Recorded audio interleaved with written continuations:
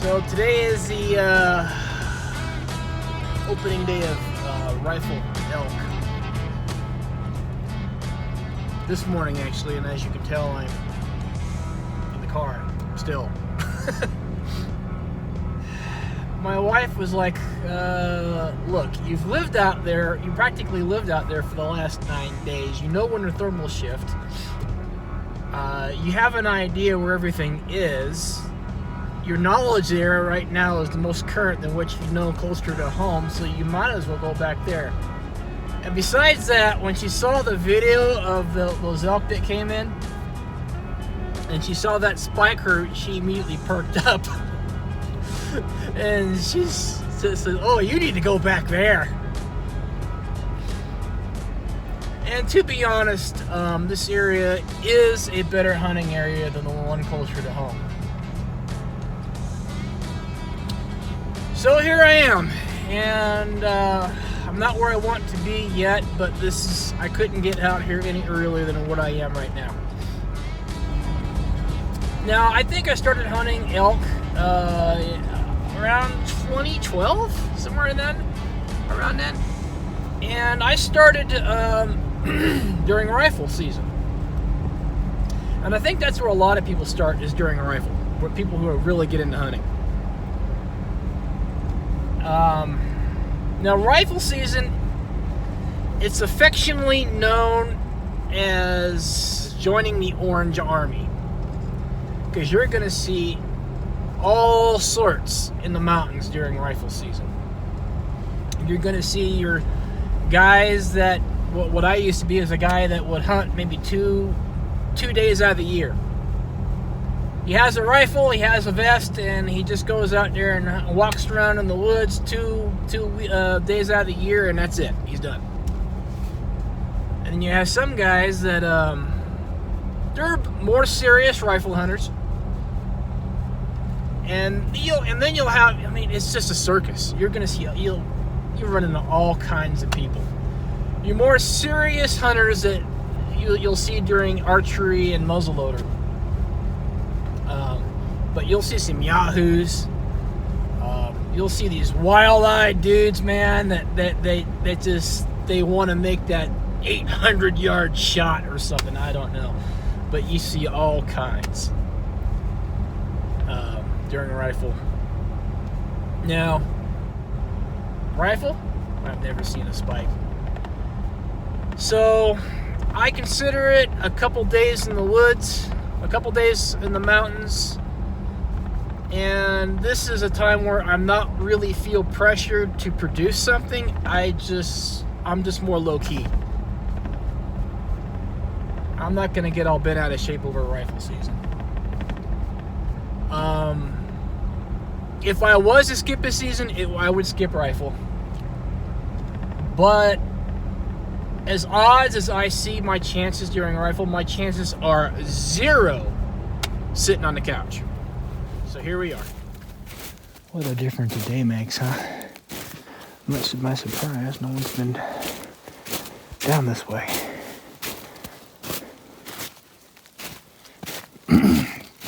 Passed a ton of hunters coming out on my way in. This will actually work out. If I can get back to that meadow before this snow thaws. Be able to see if there's anything in there this morning or not.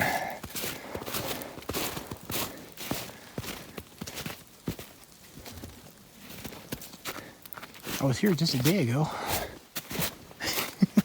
Now look at it. Alright, well, here's the plan I made. You know, it's just well, like out here, like I don't think I would have got to find that trail in the dark. It's completely snowed over.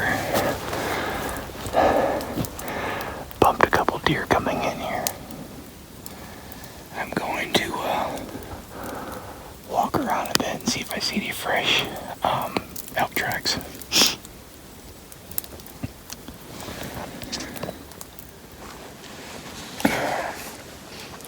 Well, I just walked the whole perimeter of this meadow.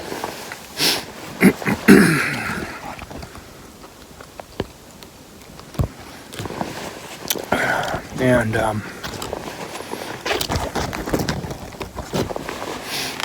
there's no tracks coming in here at all. So if I had gotten here on time and found my way here at dark 30, I wouldn't have seen anything. I'm kind of not surprised though, because Thursday morning when I was leaving, I hadn't heard a single bugle, whereas I've been hearing them all the time. So I think their pattern was starting to shift on Thursday. So this is the field behind the first one that I was just in, where I saw that herd of elk last weekend. They had to come through here before they can get over there. We're gonna go check this field out too, which means though that they had to be bedded in that, somewhere in that direction.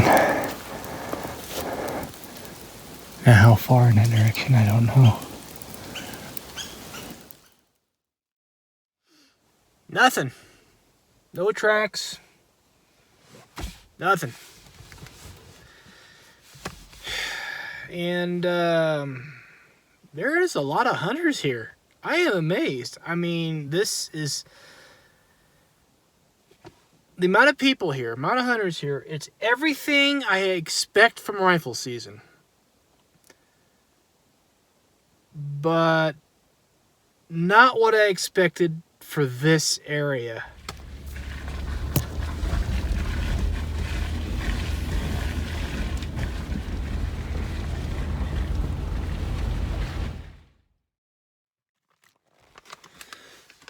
I think I have car camping down to a science.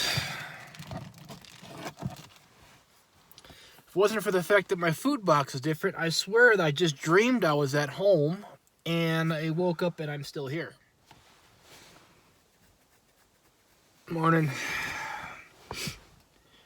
You know when you're rocking the entire modular sleep system and you're wearing your clothes, all your normal clothes except for your outer layers, and you're not sweaty hot, it might be cold outside.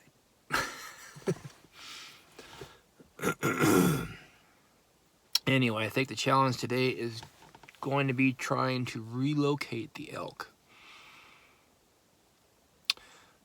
Evidence, well, it's like you're trying to piece together all the bits of information that you have. One guy I talked to when I first got here, I talked to him for quite a bit. He said that normally the valley back here sounds like a war zone, and nothing. He didn't hear nothing. The last time I heard the elk bugling was Wednesday, I think. Thursday, the morning I left, I didn't hear any bugling at all. I saw one bull down in this valley. Now, I think at some point the boss bull will kick the spike out of the herd. But at the time I saw them, I think he was still running with the herd. Not sure. But the main herd will have the bugling bull in it, most likely. There might be a satellite bull or two around here somewhere, but the herd bull, I don't know. We could have gone west, or they could have gone south, I think. Those are the two most likely directions.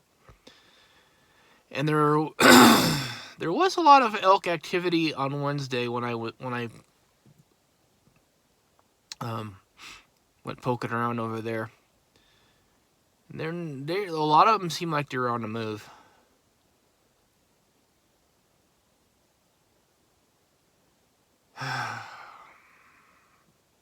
I wonder if they went east.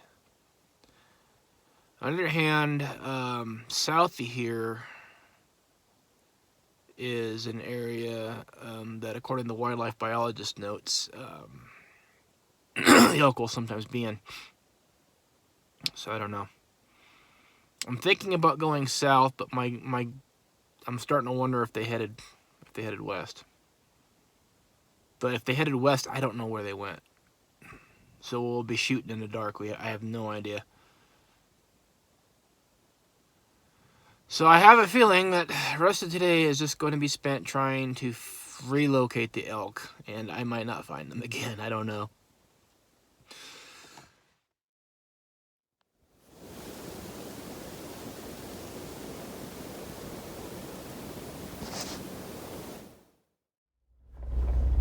So I'm driving through, and I know I'm just past the south end of this mountain, and the valley at the end of it, the elk I know have been going in there because there's a mineral site in there.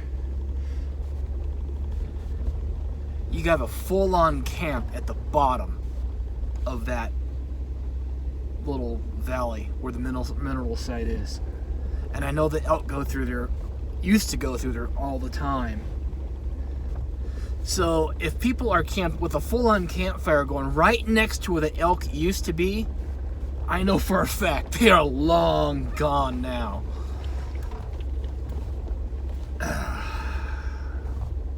I mean, nice campsite, but that was a jackwagon thing to do. Seriously. Those people are jackwagons. Good morning, girls. Have you seen the elk? No? Okay, thanks. Alright, camp right there.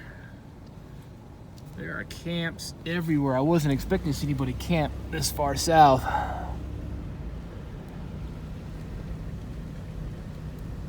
These woods are crawling with hunters.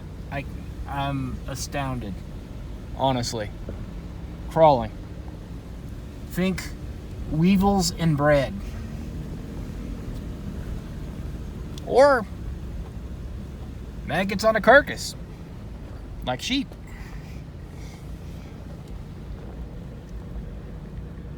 I think the title of mountain maggot has gone from sheep to hunter at this point. Pretty. I'm starting to wonder if I should just go home.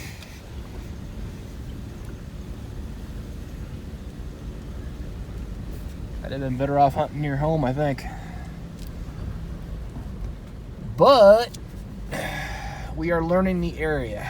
So if I ever come back here, I'll have a better idea what's doing here.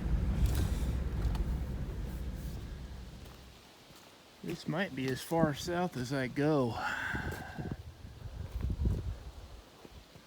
That looks like it's always an angry mud pit. So this bypass developed, but this bypass ain't looking much better.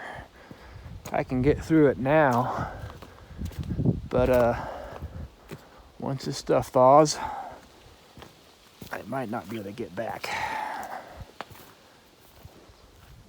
You know what? This whole area seems foobar. I have passed a hunter down every road. Hunters are up in these hills like sheep in the summertime.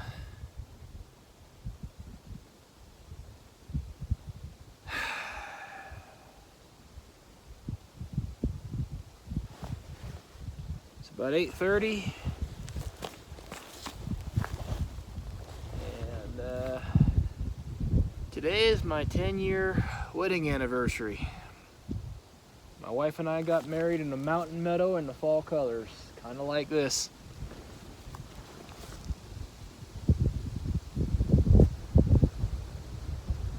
I could sit here and piddle around,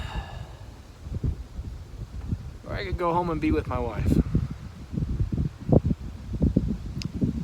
If I had a line on elk, I think I would stay without doubt. But the way this place is looking right now, sorry fellas, I think I'm gonna go home and be with my wife. Have a good one.